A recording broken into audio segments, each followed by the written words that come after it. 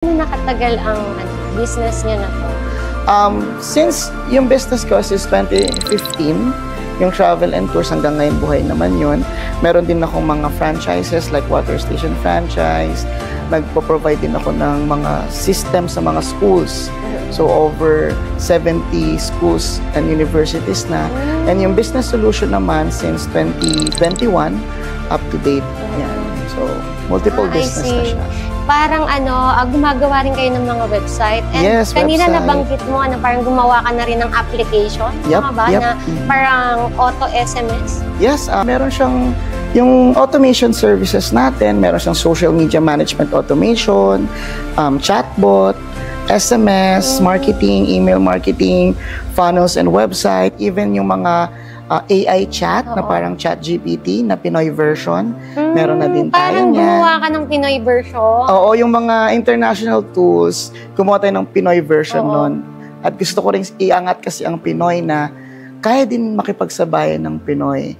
Even though wala tayong million of dollars investor, pero kayang sumabay ng Pinoy na kasi magagaling ang mga Pilipino eh. Naniniwala ako dyan. Tsaka nakakabisa ko sa'yo, parang hindi ka nakatapos, di ba? Opo. Pero hindi pala basihan na nakatapos ka sa pag-aaral. Depende pa rin yan kung papaano mo, yung flow ng buhay natin na paano ka mag-aaral ulit. Totoo. Kasi maraming nakatapos pero hindi naman sila naging successful. Diba? Totoo po yan. Well, hindi ko ina-encourage na huwag kayong magtapos. Yes, no? Kung may pagkakataon kayo magtapos. Ako, mas maganda. I'm planning pa rin to go back to school at makakuha ng degree. If may pagkakataon, no? Nag-aaral pa rin ako, patuloy kang mag-aaral. Diba?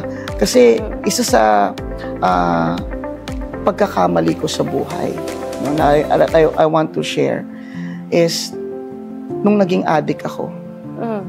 Addict, hindi sa bawal na gamot ko, ha? Addict ba yan? Okay? Addiction to earning money. Addiction to success.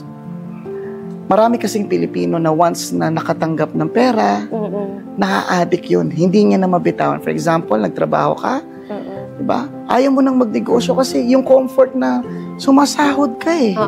Diba? Ikaw naman, pag negosyante ka, yung point na kumikita ka, ayaw mo nang halos matulog eh. Kasi gusto mong kumita. Nakaka-addict talaga yung pagkakaroon ng maraming pera. Diba? Kaya nga sabi nila, makikilala mo ang isang tao once na nagkaroon niya ng maraming pera eh. So, ibig sabihin, totoo siya? Totoo siya.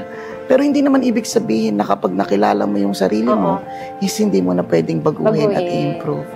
So, nung dumating sa point na na-addict ako sa pera, sa success, dami kong awards.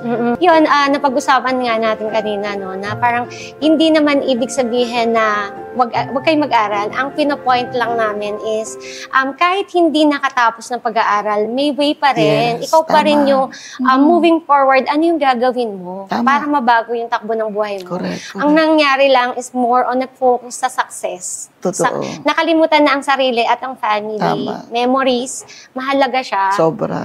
Kasi pag nakalimutan natin ang family natin, mga mahal natin sa buhay, hindi rin tayo magiging masaya.